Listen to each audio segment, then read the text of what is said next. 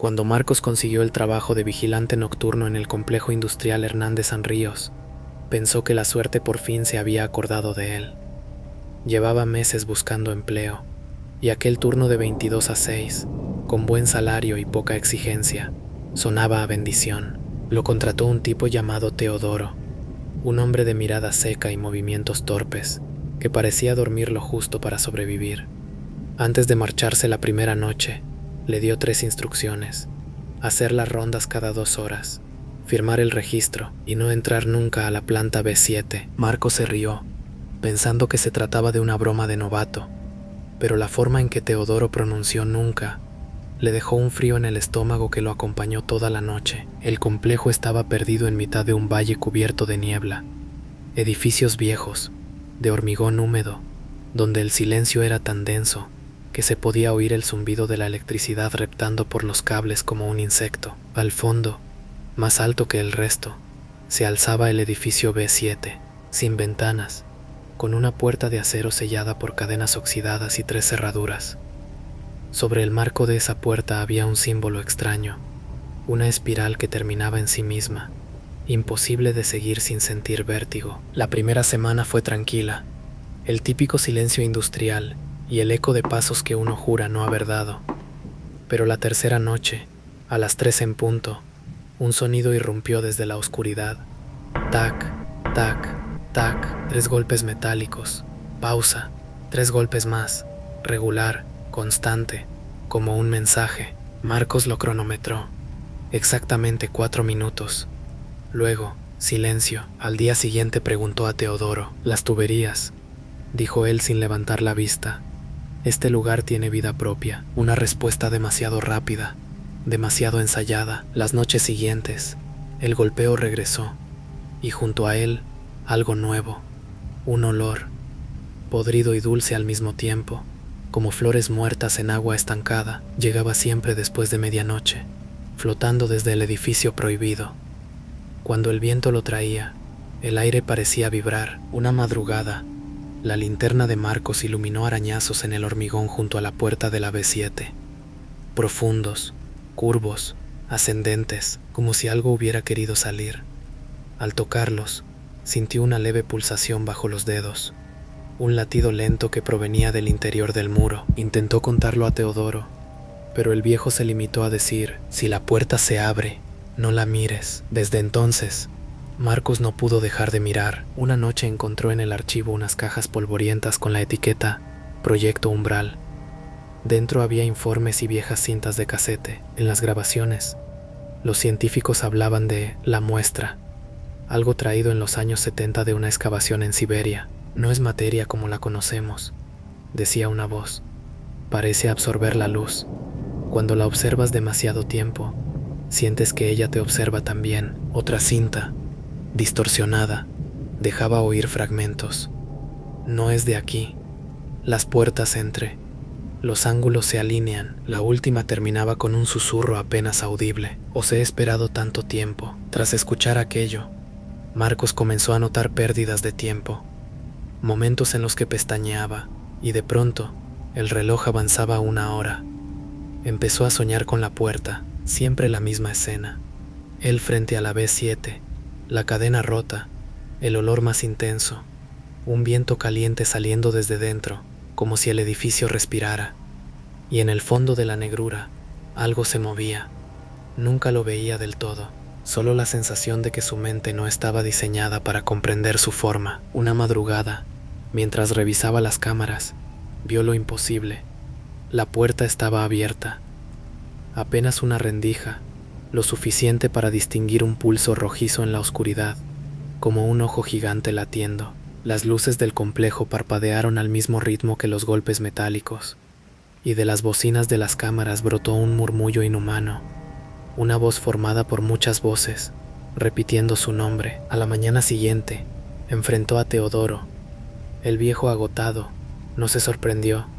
Le confesó que él había estado allí en 1981, durante el cierre del proyecto. Lo que trajeron, dijo mirando la niebla, no era un material, era una puerta, un punto donde nuestro mundo roza algo que no entiende el tiempo. Intentaron sellarlo con geometría, con símbolos, pero solo se puede contener lo que acepta ser contenido, y sigue ahí, no se ha ido. Duerme y sueña con nosotros. Esa noche, la última de su turno, Marcos regresó al complejo decidido a acabar con aquello. Llevaba consigo una de las cintas y una botella de gasolina, pensando, neciamente, que podía borrar lo que los hombres habían desatado. Cuando llegó a la B7, encontró una nota pegada en la puerta. La caligrafía era suya. Ven a las 3:33. La puerta estará abierta. Todo lo que buscas está dentro. El reloj marcaba 3:30. Los monitores del puesto de seguridad grabaron lo que pasó a continuación. Marcos, caminando hacia la B7 con la botella en una mano y la cinta en la otra. La puerta, abriéndose sola al verlo llegar, un resplandor negro, algo que no era luz, sino ausencia de ella, extendiéndose por el suelo como una sombra viva. Él se detiene un instante, parece murmurar algo, y cruza el umbral. La puerta se cierra detrás. Los sensores térmicos registraron un pico de calor intenso durante 5 segundos. Luego, el complejo volvió al silencio. A la mañana siguiente, Teodoro encontró la cinta frente a la puerta sellada. Estaba derretida, pero aún se podía escuchar una última frase: ya no estoy solo. Desde entonces, el complejo permanece abandonado, pero los vecinos del valle dicen que, cuando la niebla es espesa y el viento viene del norte, en el aire se oye un patrón de 3 golpes. Pausa. 3 golpes. Y si te acercas lo suficiente, si eres tan imprudente como para escuchar con atención, las voces no dicen tu nombre. No. Viase día matida, sigue diciendo el suyo. El primer día que Laura empezó el turno de noche en el pequeño hospital rural de San Eusebio, pensó que había encontrado el trabajo perfecto. Las noches eran tranquilas, al menos eso le dijo la jefa de enfermeras, y la mayoría de las habitaciones permanecían vacías. Solo había que controlar monitores, reponer medicación y mantener los pasillos limpios. Un turno fácil, silencioso, en un edificio viejo que olía a lejía y a pintura barata. La rutina fue simple durante la primera semana. Entraba a las 10, saludaba a los 2 guardias de seguridad del vestíbulo y pasaba el resto de la noche en la sala de enfermería leyendo o tomando café. Afuera, el viento de la sierra soplaba con un silbido constante que parecía mantenerse dentro de las paredes. Pero la calma terminó la noche del viernes, cuando Laura escuchó por primera vez el timbre de emergencia de la habitación 217. Era casi la 1 de la madrugada. La pantalla indicaba que el paciente pedía asistencia, pero cuando llegó, la habitación estaba vacía, la cama perfectamente hecha, sin sábanas arrugadas. Según el registro, nadie ocupaba la 217 desde hacía más de 10 años, desde que el ala norte del hospital había sido clausurada. Laura volvió a enfermería, algo nerviosa, y le comentó el incidente a Samuel, el guardia más joven. Eso pasa a veces, le dijo él, tratando de sonar tranquilo. La línea eléctrica de esa parte está rara, saltan los sensores por interferencias. Pero mientras hablaba, no la miraba a los ojos. Esa pequeña evasión fue suficiente para que el miedo empezara a germinar en ella, como una semilla invisible. Las noches siguientes, el timbre volvió a sonar, siempre desde la 217, siempre a la misma hora. Laura dejó de ir a comprobar, simplemente anulaba la alarma en el panel, aunque cada vez que lo hacía sentía una extraña punzada en el pecho, como si alguien al otro lado esperara su llegada. A la 4ª noche, los monitores del pasillo empezaron a marcar actividad eléctrica en esa habitación. Señales débiles, ondas que parecían los latidos de un corazón sin cuerpo. No había manera de explicar cómo los sensores podían registrar signos vitales en un cuarto sellado. Samuel se volvió esquivo. Solo decía que no era nada grave y que no convenía hablar del ala norte. El otro guardia, Víctor, evitaba pasar por ese pasillo incluso con las luces encendidas. En la 5ª noche, un olor extraño se extendió desde aquel extremo del hospital. No era putrefacción ni productos químicos, sino algo intermedio, dulce, metálico, rancio. Laura intentó ignorarlo, pero el aire se volvió tan espeso que tuvo que ponerse mascarilla. Al pasar frente a la puerta de personal vio que alguien había escrito sobre el cristal empañado: no dejes que te llame. Las letras parecían dibujadas con un dedo desde el interior, aunque nadie había estado allí. A las 2 en punto, la alarma de la 217 sonó de nuevo. Esta vez, el panel mostraba paciente crítico. Los números de los monitores se movían como si un cuerpo invisible respirara tras la puerta. Laura, temblando, tomó su linterna y avanzó. El pasillo del ala norte estaba completamente oscuro. Las luces parpadeaban, y cada destello mostraba un tramo distinto del techo cubierto de moho. El olor era más fuerte allí, como si el aire llevara años cerrado. La puerta de la 217 estaba entreabierta, y del interior salía un leve sonido rítmico, algo entre un goteo y una respiración. Puso la mano en el pomo. El metal estaba helado. Empujó. La linterna iluminó una habitación cubierta de polvo, con una cama vieja, un monitor apagado, y en el suelo un oxidado carrito de curaciones. No había nadie, pero el sonido continuaba, ahora más claro, un respirador trabajando, una máquina que no estaba conectada a nada. Laura dio un paso dentro y la puerta se cerró detrás de ella. El silencio fue total. Solo ese jadeo artificial llenaba el aire. La linterna empezó a fallar, lanzando flashes desiguales que parecían sincronizarse con el ruido mecánico. En una de esas intermitencias creyó ver una figura frente a la cama, alta, delgada, con algo semejante a un uniforme médico antiguo. Uno de los destellos la iluminó apenas un instante. El rostro estaba cubierto por una máscara de oxígeno amarillenta. Cuando volvieron las sombras, la figura se había acercado. Ya no estaba junto a la cama, sino justo delante de ella. El monitor apagado de la pared se encendió de pronto y mostró una línea verde que palpitaba. Sin pensarlo, Laura salió corriendo y no paró hasta llegar a la enfermería. El guardia Víctor la miró pálido. «¿Lo escuchaste, verdad?», preguntó él, antes siquiera de que ella hablara. «A todos nos pasa tarde o temprano». Según él, esa habitación pertenecía a un antiguo médico del turno nocturno, el doctor Laredo. En los años 80, cuando el hospital aún tenía una morgue abierta, trabajaba solo por las noches. Algunos decían que se había obsesionado con un paciente en coma, que pasaba horas a su lado murmurándole cosas para mantenerlo con vida. Una madrugada, el generador del hospital falló, el paciente murió asfixiado, y cuando el personal encontró al doctor, seguía bombeando el respirador manual con las manos ensangrentadas. Nunca dejó de hacerlo. Cuentan que su reloj marcaba exactamente las 2 de la madrugada, la misma hora en que las alarmas vuelven a sonar ahora. Laura no quiso creerlo, pero esa historia se le pegó a la mente como una infección. Esa misma noche, mientras estaba en la enfermería, todas las luces del panel se apagaron y solo quedó encendido un mensaje en la pantalla: asistencia urgente, habitación 217. Esta vez, las letras no eran del sistema digital, eran como trazos irregulares, formados por líneas verdes que se movían con un ritmo de respiración. El aire del hospital se detuvo, no había zumbido eléctrico, ni viento, ni nada. Un silencio absoluto que dolía en los tímpanos. En ese silencio, Laura escuchó algo proveniente del intercomunicador general.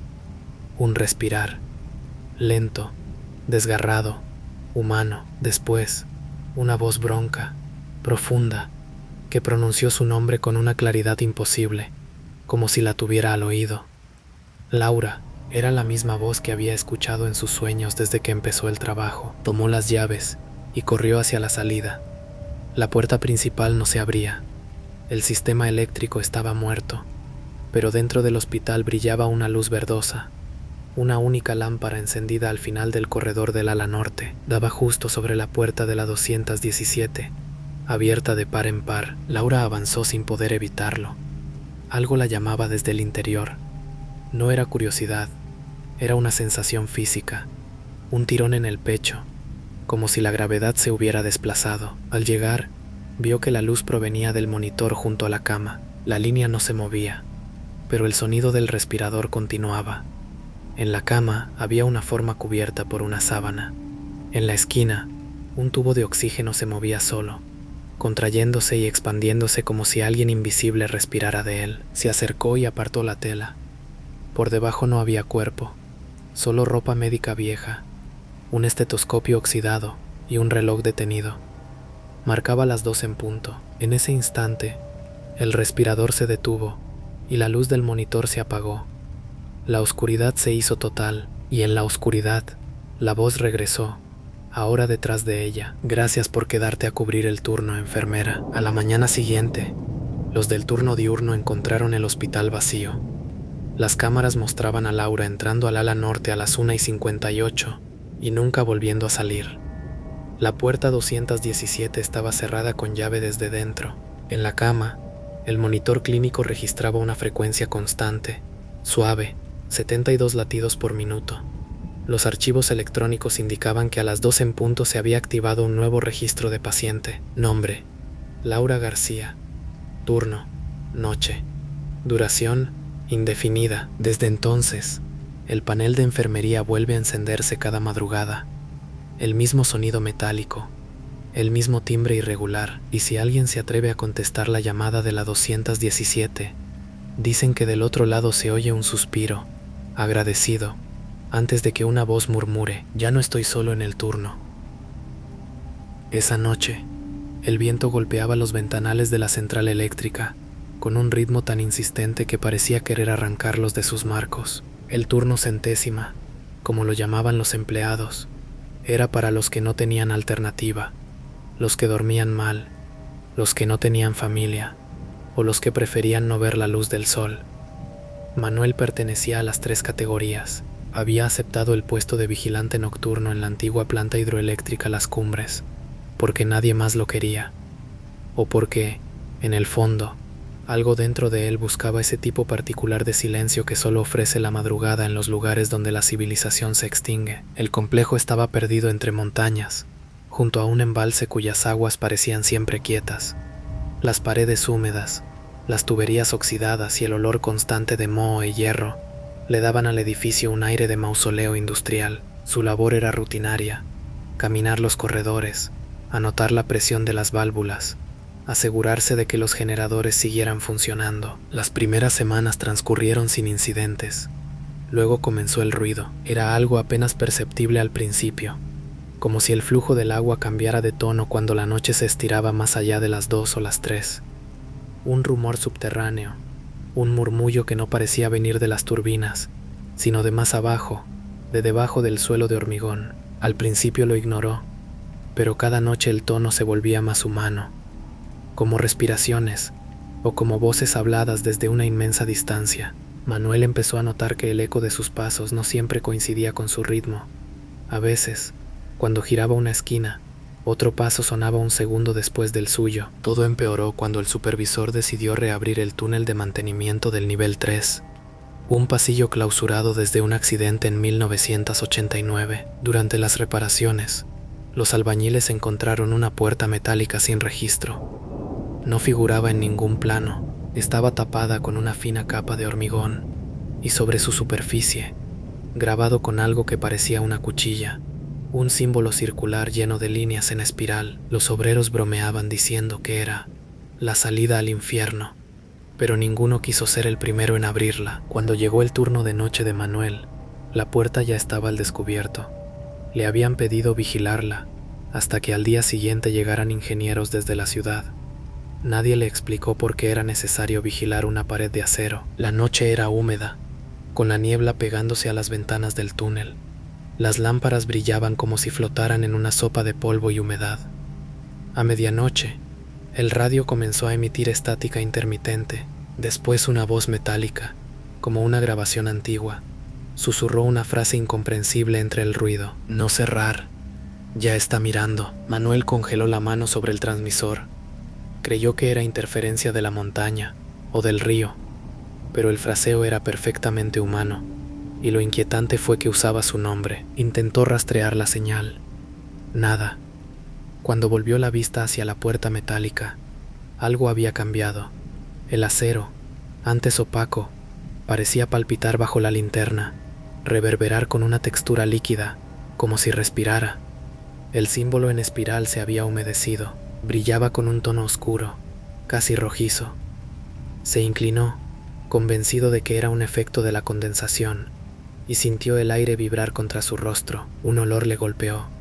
Ni moho ni óxido, sino algo dulce, animal, como carne en descomposición mezclada con perfume barato. Dio un paso atrás. Desde el otro lado de la pared llegó algo parecido a un golpe, seco, potente, que retumbó por todo el túnel.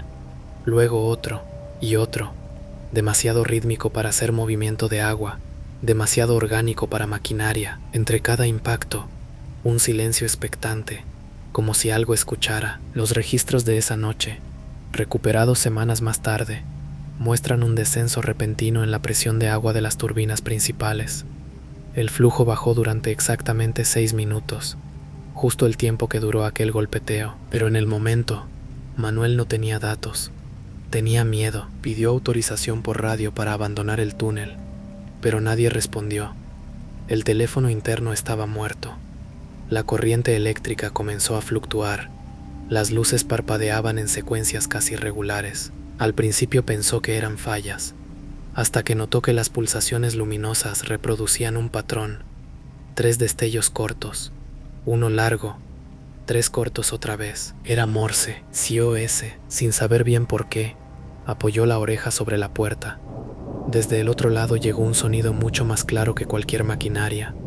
Suspiros, decenas, tal vez cientos, ascendiendo y descendiendo en un compás extraño, como si una multitud respirara al unísono. Entre ellos, una voz grave, indescriptible, pronunció algo que no era español ni ningún idioma que él conociera. Las sílabas, sin embargo, resonaron dentro de su cabeza, formándole imágenes más que palabras: oscuridad líquida, presiones colosales, cuerpos humanos arrastrados a través de túneles de piedra. Retrocedió tambaleando y corrió, o al menos intentó hacerlo. Sus piernas no obedecían del todo.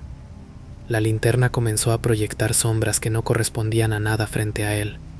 Formas que temblaban, se alargaban, se contraían, adoptando por momentos la silueta de un hombre de gran estatura, sin rostro visible. Cuando llegó a la escalera, el aire del túnel se volvió espeso, casi sólido, y la linterna se apagó. Lo que recuerda, si es que puede llamarse recuerdo, es un frío tan intenso que no provenía de la temperatura.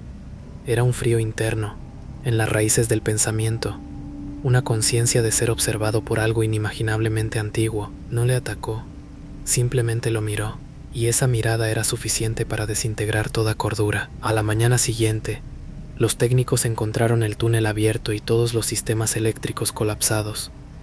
La puerta de acero, que debía pesar varios cientos de kilos, estaba abierta por dentro, como si algo la hubiera empujado desde el otro lado. No había rastro de Manuel, salvo su radio destrozada contra la pared y una libreta de registro, en la que había escrito una sola línea con letra temblorosa: no son voces del agua, es el agua la que les habla. El gobierno ordenó cerrar la planta. Los informes oficiales hablan de deslizamientos, gases tóxicos, posible fuga de CO2. Nadie menciona el símbolo. Sin embargo, los habitantes de los pueblos cercanos cuentan otra versión. Dicen que, desde que la planta quedó abandonada, el embalse nunca volvió a reflejar bien la luna, que cuando la neblina se acumula sobre la presa, el aire vibra con un murmullo subterráneo, una respiración colectiva que parece latir bajo el agua. Un pescador anciano jura haber visto, en una noche sin viento, pequeños círculos en la superficie, como si de abajo alguien o algo exhalara lentamente. Otro asegura que las linternas no funcionan cerca de la compuerta del nivel 3, donde los reflectores aún parpadean, lanzando 3 destellos cortos, uno largo, 3 cortos otra vez. Algunos curiosos han entrado al edificio por la noche. La mayoría no dura más de unas horas. Siempre regresan pálidos, temblando, con los oídos zumbando como si hubieran estado muy cerca de una turbina encendida. Uno de ellos grabó con su teléfono lo que dijo haber escuchado en los túneles: un sonido sordo, profundo, constante, difícil de distinguir del rugido del agua, pero que si se acelera digitalmente produce un patrón reconocible, una respiración, un ritmo humano exacto. Y si uno escucha la grabación con auriculares, muy al fondo, puede oír una voz que susurra: el turno no termina, el ruido nunca se apaga. Dicen que quien trabaja de noche en las cumbres no necesita reloj. El tiempo allí se detiene entre vibraciones, entre pulsos. Algunos afirman que, en los días de tormenta, se ve una linterna moverse por los túneles sellados, siempre a la misma hora en la que Manuel desapareció. No todos los turnos acaban al amanecer. Algunos simplemente siguen, allá abajo, donde la montaña respira, donde las máquinas no son las que hacen el ruido, sino las que lo escuchan. El Hospital Santa Amelia se alzaba en la colina más vieja de la ciudad, una mole gris con paredes que parecían absorber la luz. Funcionaba de día con normalidad, lleno de movimiento, ambulancias, médicos, enfermeras, pero al llegar la medianoche se convertía en otra cosa. Los pasillos quedaban vacíos, las luces de emergencia parpadeaban con un zumbido largo, y el aire cambiaba. No olía a desinfectante, sino a humedad antigua, como si las paredes hubieran empezado a sudar recuerdos. Clara llevaba pocos días en su nuevo puesto de auxiliar nocturna. Había aceptado el turno por necesidad, estudiante de enfermería, sin familia, acostumbrada a las guardias interminables. La jefa de planta se lo explicó con una voz seca. Nadie quiere esas horas. Si aguantas el primer mes, el trabajo es tuyo. Clara no preguntó por qué. La primera noche transcurrió sin incidentes, salvo un par de luces que titilaban más de lo normal y un ventilador en la sala de urgencias que giraba aunque estaba desenchufado. Pequeñas cosas que adjudicó al cansancio, pero el segundo turno tuvo un detalle diferente. Cuando pasó frente a la habitación 305, la puerta estaba abierta. El 305 era de cuidados paliativos, y esa semana estaba vacío, o debería estarlo. Clara asomó la cabeza. El cuarto estaba a oscuras, aunque del monitor de cabecera surgía un pulso intermitente, verde, marcando una frecuencia de 62 latidos por minuto. En la cama había una figura cubierta hasta el pecho con una sábana blanca. Retrocedió un paso, helada. Revisó su tabla de ingresos. No había nadie asignado. La jefa de guardia le había dicho que esa ala estaba cerrada, pero allí, en esa cama, había un cuerpo que respiraba. Muy despacio, se acercó con la linterna.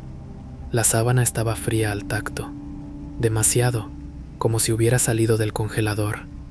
Cuando la levantó un poco, no encontró piel, ni ropa ni carne, solo hueco. El colchón hundido marcaba la forma de un cuerpo que no estaba, pero el aire a su alrededor se movía como si exhalara. El monitor entonces marcó 63, 64, 65.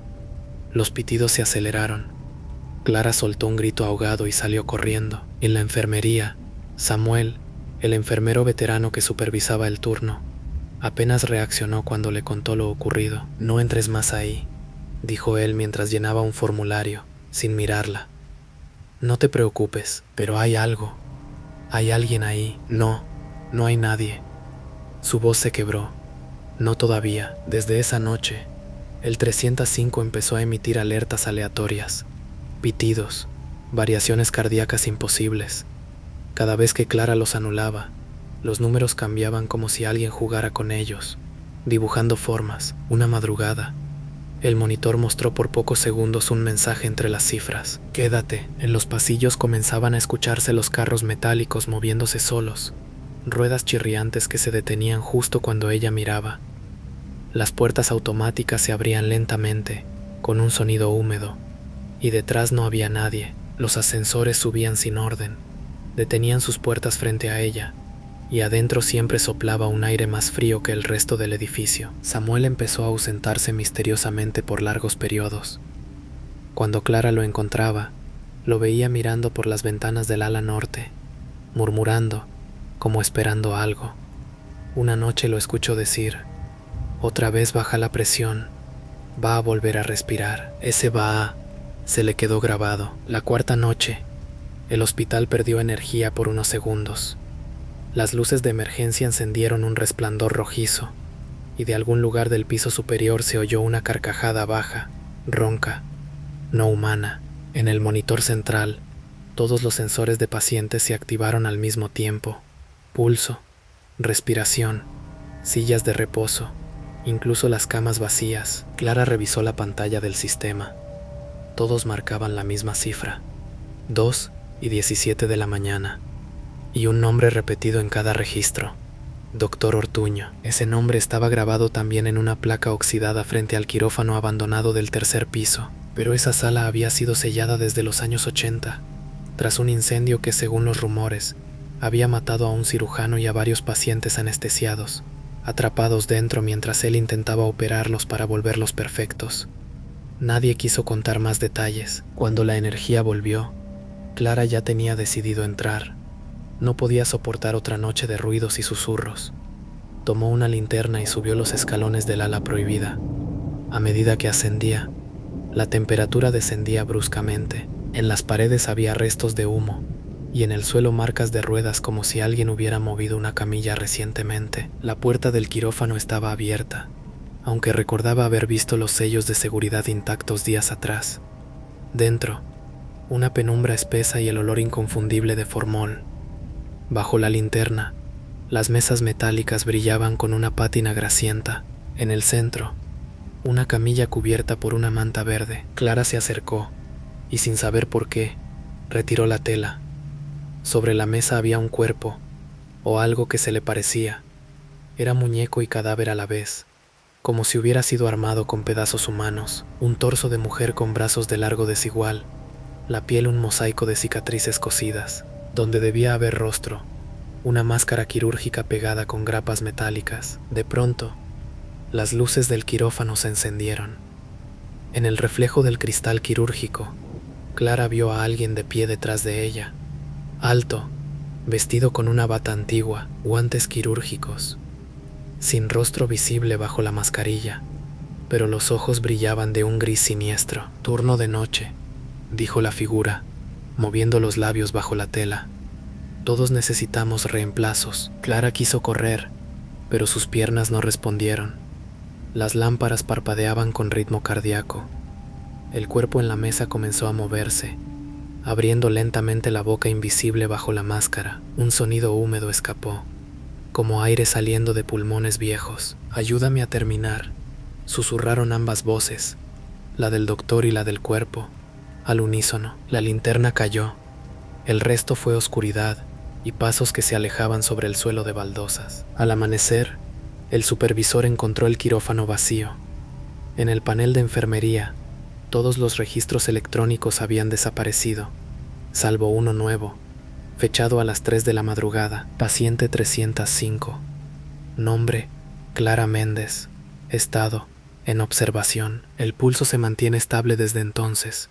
Quien revise los monitores del Hospital Santa Amelia a medianoche, a veces escucha a través de los altavoces un leve zumbido, seguido de una respiración tranquila. Algunos dicen que a esa hora, un carro metálico cruza el pasillo solo, y sobre él una enfermera empuja una camilla invisible. Los que siguen trabajando el turno de noche prefieren no hablar de ella, pero cada tanto, cuando una bombilla parpadea o el monitor marca un pulso sin paciente conectado, alguien murmura con nerviosa ironía: «Debe ser Clara, cumpliendo su guardia». Y el aire del hospital parece reírse en silencio, largo y profundo, como una inspiración que no termina. El Hospital San Gerardo se veía diferente cuando caía la noche.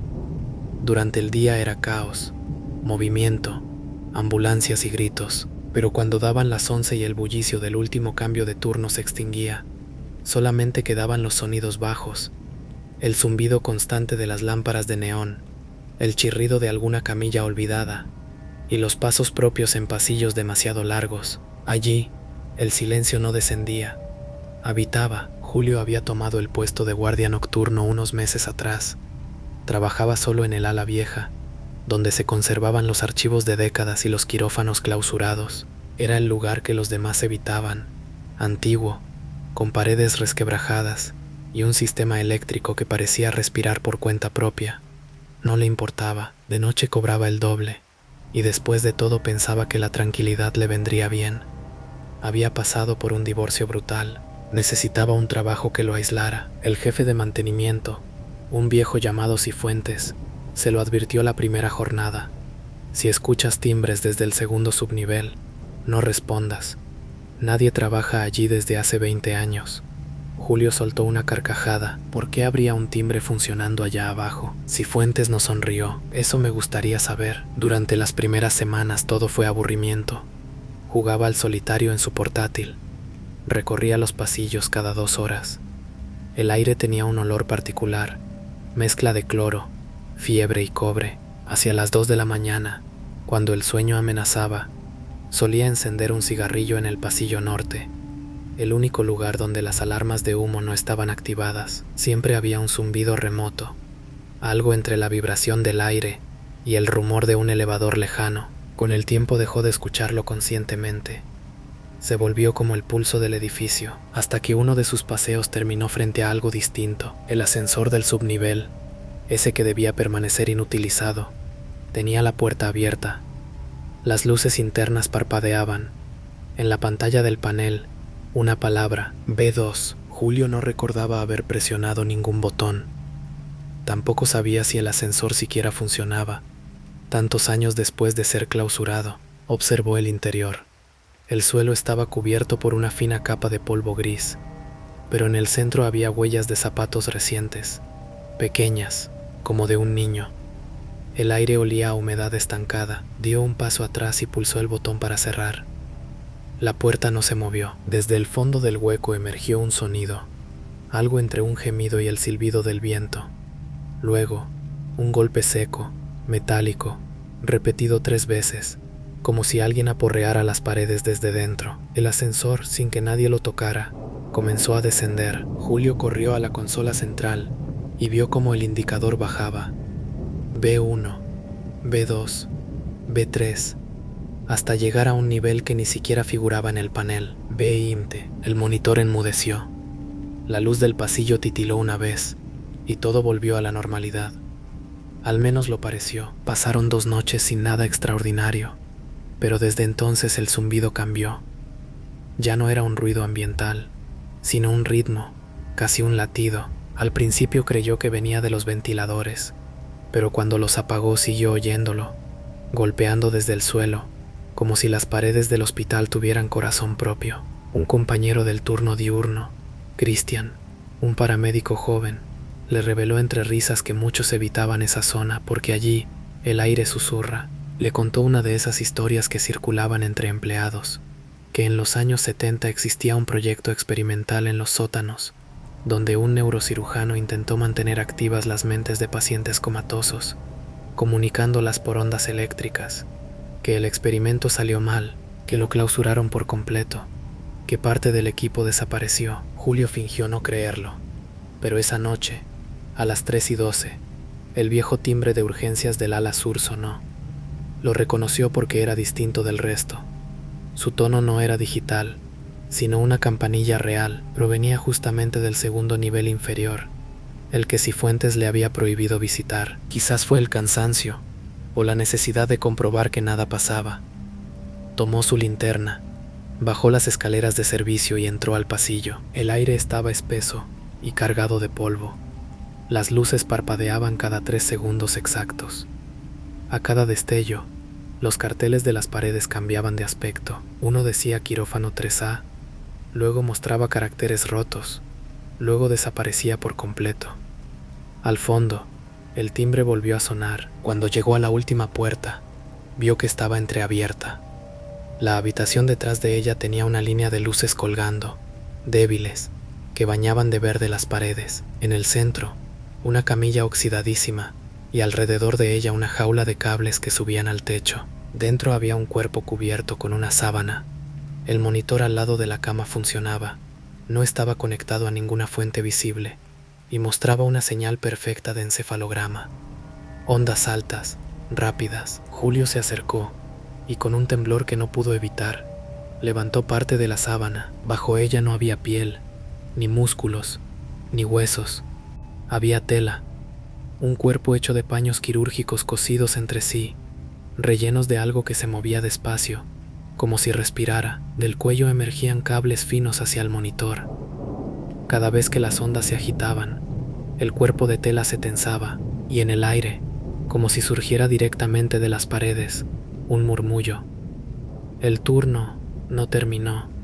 Me dejaste a medias. Julio retrocedió, tropezó con el carrito de oxígeno y cayó. La camilla comenzó a moverse sola, oscilando en su dirección. El monitor marcaba ahora líneas de texto. Paciente activo. Sesión 9. Reintegro en progreso. Corrió sin mirar atrás. Cuando alcanzó las escaleras oyó pasos detrás, lentos, arrastrados, pero pesados, acompañados del chirrido metálico de ruedas. En el pasillo de arriba todas las luces se apagaron al unísono. Lo único que iluminó el espacio fue el viejo ascensor del que había huellas. La puerta estaba ahora abierta, esperándolo. En el interior, el panel mostraba una palabra parpadeante. Reemplazo, Julio gritó, pero el eco fue devorado por un estruendo de aire. Sintió un tirón en el pecho, como si el aire le arrancara la respiración, y todo se volvió negro. A la mañana siguiente, Cifuentes encontró la garita del turno vacía y la linterna tirada frente al ascensor. Revisaron las cámaras, pero el sistema había registrado solo ruido. Sin embargo, en un fotograma congelado se veía algo, una forma humana saliendo del ascensor, pero al revés, los pies hacia arriba, el cuerpo colgando del techo. El hospital mantuvo el cierre del subnivel. En los registros internos se anotó ausencia injustificada. Lo único que hallaron en la bitácora de Julio fue su última nota, garabateada con mano temblorosa. No es un ruido, es respiración. El hospital está vivo.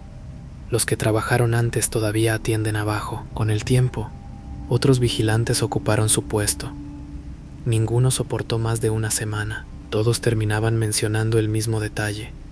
Entre las 3 y las 4 de la madrugada, los monitores del ala vieja muestran actividad cerebral en los archivos de pacientes fallecidos hace décadas, y una de las pantallas registra acceso desde un usuario fantasma llamado Turno G. Julio. Y si alguien, por curiosidad o imprudencia, se acerca al ascensor del fondo, el olor cambia.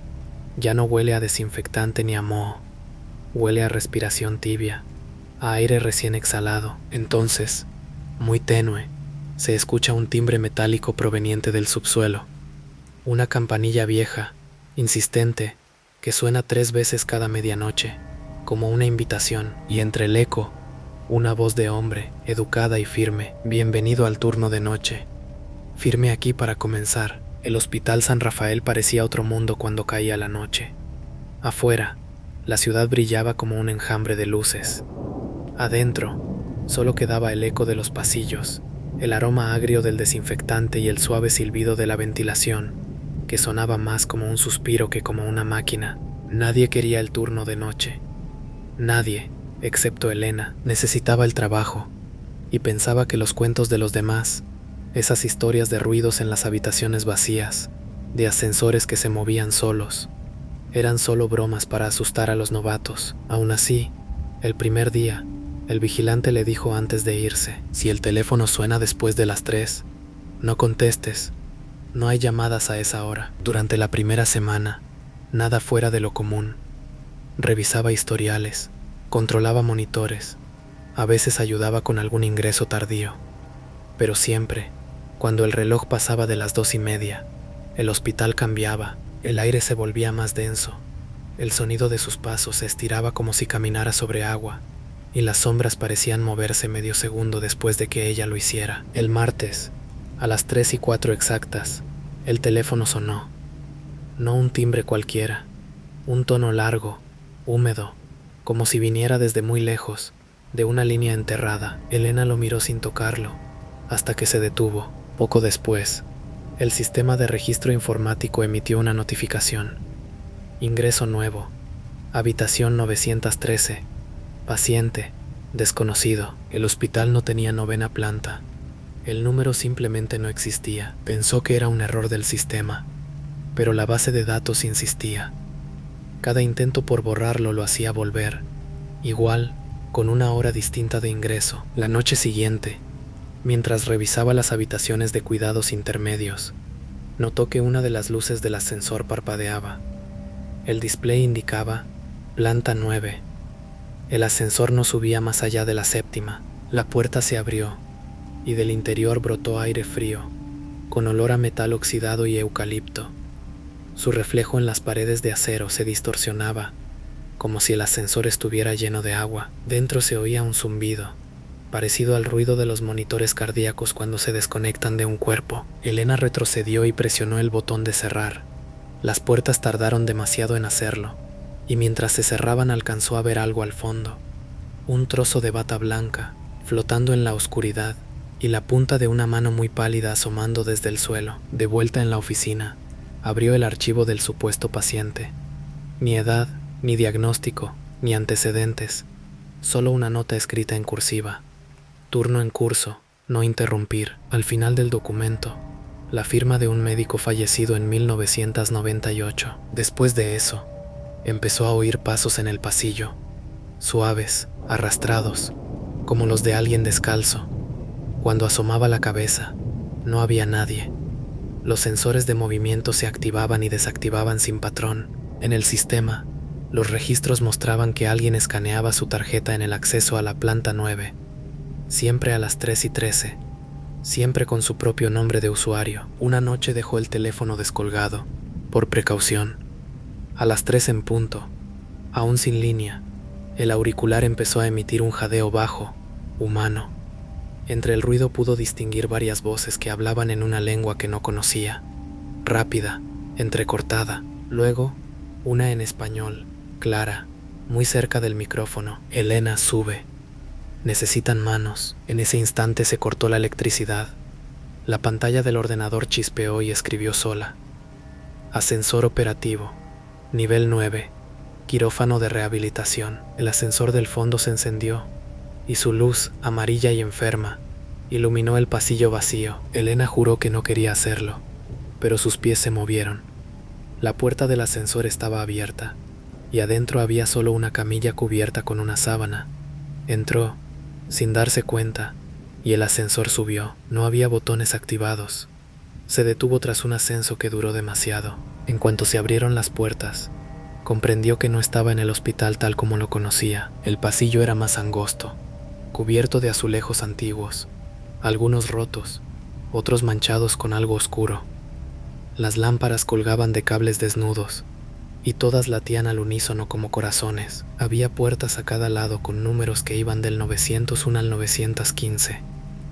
Detrás de algunas se oían gemidos, detrás de otras, un goteo lento.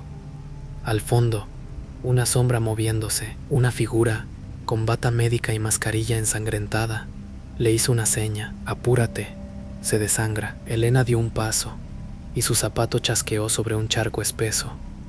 Al mirarlo, no era agua, era sangre antigua. La figura sujetaba algo que parecía un bisturí. Sus ojos eran huecos. Bajo la luz, reconoció su propia cara envuelta en aquella bata. El ascensor se cerró tras sus espaldas. La última imagen grabada por las cámaras antes de apagarse mostraba las puertas cerrándose con violencia, y luego, solo oscuridad. A la mañana siguiente, cuando el personal del primer turno llegó, encontraron el tablero del ascensor funcionando. En el panel interno, la luz de la 9ª planta estaba encendida. Nadie pudo apagarla. El computador de enfermería mostraba un solo registro durante toda la noche. Paciente 913. Estado estable. Encargada, Elena. Desde entonces, los del turno de noche escuchan el teléfono sonar a las 3, siempre con el mismo eco húmedo. Nadie lo contesta, pero de vez en cuando están solos, el ascensor se detiene en una planta que no existe, y de su interior se escapa un aire frío con olor a eucalipto y a sangre vieja. En el fondo del pasillo, una enfermera que parece identificarse con todos los crachés se mueve entre habitaciones vacías, y si alguien tiene la mala suerte de llamarla por su nombre, ella sonríe con gratitud y responde con voz tranquila: gracias por venir. Ya no quedaban suficientes para cubrir el turno.